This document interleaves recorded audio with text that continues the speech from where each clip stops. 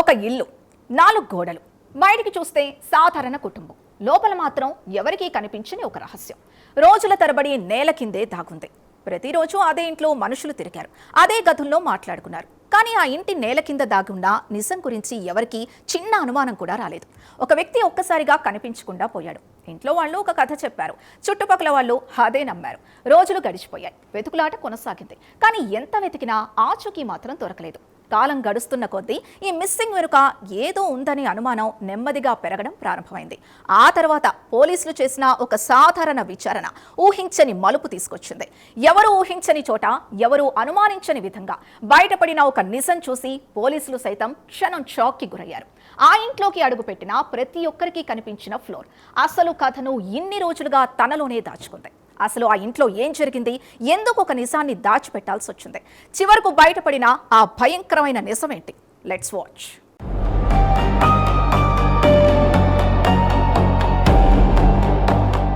ఉత్తరప్రదేశ్ ఆగ్రా నగరంలో ఓ సాధారణ కుటుంబం.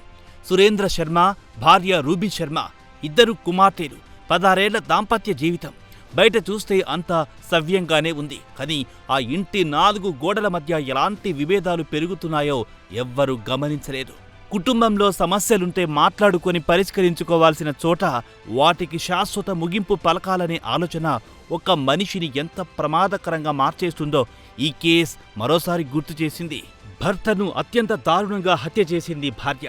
ఘటన జరిగిన రోజు కూడా అన్ని సాధారణంగానే మొదలయ్యాయి. అయితే రూబీ శర్మ ముందుగానే ఒక ప్రణాళిక సిద్ధం చేసుకుంది.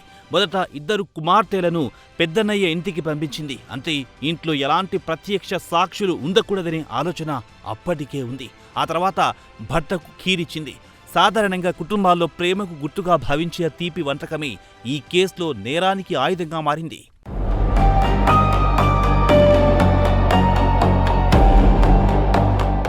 భర్తకిచ్చిన ఖీర్లో రూబీ శర్మ నిద్రమాత్రలు కలిపింది. అది తిన్న సురేంద్ర స్పృహ కోల్పోయిన తర్వాత అతను గొంతు నులిమి హత్య చేసింది. ఓ మనిషి ప్రాణం తీసిన తర్వాత కూడా కథ అక్కడితో ముగియలేదు. అసలు నేరాన్ని దాచిపెట్టేందుకు అప్పుడో భయంకరమైన ప్లాన్ మొదలయ్యింది. మరుసటి రోజు ఉదయం ఇంట్లోని బాత్రూంలో గొయ్యి తవ్వి భర్త మృతదేహాన్ని అందులో పూడ్చిపెట్టింది భార్య. అనంతరం ఎవ్వరూ అనుమానించకుండా సిమెంట్ ఫ్లోరింగ్ వేసి అక్కడ ఎప్పుడు ఏమీ జరగనట్టుగా మార్చేసింది. ఒక కుటుంబం ఉపయోగించే బాత్రూం ఒక్కసారిగా నిశ్శబ్ద సమాధిగా మారిపోయింది. అక్కడితో ఆగకుండా తన భర్త ఇంటి నుంచి వెళ్లిపోయాడని బంధువులకు, పొరుగువారికి చెబుతూ వచ్చింది. రోజులు గడిచాయి. 1 కాదు, 2 కాదు, ఏకంగా 45 రోజుల పాటు అదే కథ నమ్మించే ప్రయత్నం చేసింది. ఒకవైపు కుటుంబ సభ్యులు అతని కోసం వెతుకుతుంటే, మరోవైపు అతని మృతదేహం అదే ఇంట్లో అదే నేల కింద పడి ఉండడం ఈ కేసులో అత్యంత విషాదకరమైన అంశం.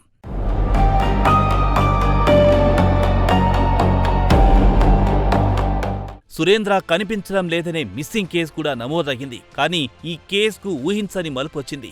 పాత కేసుకు సంబంధించిన రొటీన్ వెరిఫికేషన్ కోసం పోలీసులు సురేంద్ర ఇంటికి వెళ్లారు. సాధారణ తనిఖీగా మొదలైన ఆ సందర్శన కేసును ఛేదించే కీలక ఘట్టంగా మారింది. పోలీసులు ఇంటికి రాగానే రూబీ శర్మ ప్రవర్తనలో మార్పు కనిపించింది. ఆమె ఆందోళన చెందడంతో వెంటనే భర్త, అన్నయ్యను పిలిపించడం పోలీసులు గమనించారు. అనుమానం బలపడడంతో ప్రశ్నలు మరింత లోతుగా సాగాయి. చివరికి పోలీసుల విచారణలో రూబీ శర్మ నిజాన్ని ఒప్పుకుంది. ఆమె చూపించిన ప్రదేశంలో బాత్రూం ఫ్లోరింగ్ను తొలగించగా నేల కింద పూడ్చిపెట్టిన సురేంద్ర మృతదేహం బయటపడింది. 45 రోజులుగా మిస్సింగ్గా భావించిన వ్యక్తి అదే ఇంట్లో పూడ్చి పెట్టబడి ఉండడం చూసి కుటుంబ సభ్యులు, స్థానికులు ఒక్కసారిగా షాక్కి గురయ్యారు.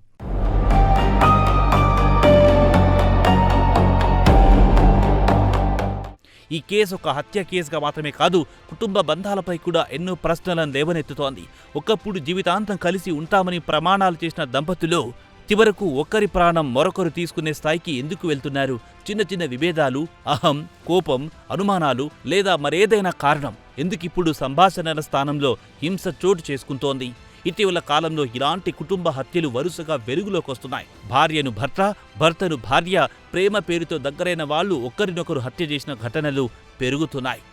సమస్యలను చట్టపరంగా, సామాజికంగా లేదా కుటుంబ సభ్యుల సహాయంతో పరిష్కరించుకోవాల్సిన చోట హత్యనే పరిష్కారంగా భావించే ప్రమాదకరమైన ధోరణి సమాజంలో కనిపిస్తోంది. ప్రతి కేసు వెనుక కారణాలు వేరైనా ప్రాణం తీసే నిర్ణయం మాత్రం తిరిగి మార్చుకోలేని విషాదాన్ని మిగులుస్తోంది.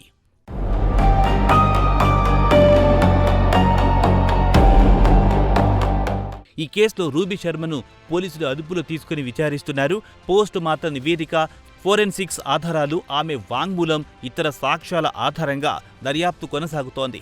16 ఏళ్ల దాంపత్య జీవితం, ఇద్దరు చిన్నారుల భవిష్యత్తు, ఒక కుటుంబం మొత్తం చెల్లాచెదురైపోయింది. కోపం, కుట్ర, నేరం చివరికి ఎవరికి ఎలాంటి లాభం ఇవ్వలేదు. మిగిలింది ఒక మృతదేహం, జైలు పాలైన ఒక మహిళ, తల్లిదండ్రులిద్దరినీ కోల్పోయిన ఇద్దరు చిన్నారుల జీవితాలే.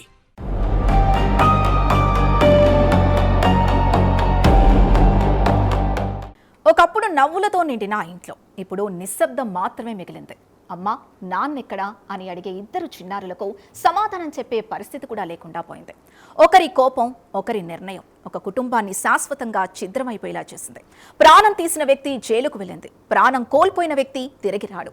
కానీ జీవితాంతం శిక్ష అనుభవించాల్సింది మాత్రం ఆ ఇద్దరు అమాయక పిల్లలే. ఈ కేసు కేవలం ఒక హత్య కథ కాదు, కుటుంబ బంధాలు ఎంత సున్నితమైనవో గుర్తు చేసే సంఘటన. మాటలతో ముగిసే సమస్యలు కోపంతో మొదలై నేరాల వరకు వెళ్ళినప్పుడు చివరికి మిగిలేది పశ్చాత్తాపం, కన్నీళ్లు, శూన్యమైన జీవితాలే. ప్రేమతో నిర్మించుకున్న ఇల్లు ద్వేషానికి వేదికైతే ఆ 4 గోడలు కూడా ఒకరోజు భయానకమైన రహస్యాల్ని దాచిపెట్టే సమాధులుగా మారిపోతాయని ఈ ఘటన మరోసారి గుర్తు చేసింది.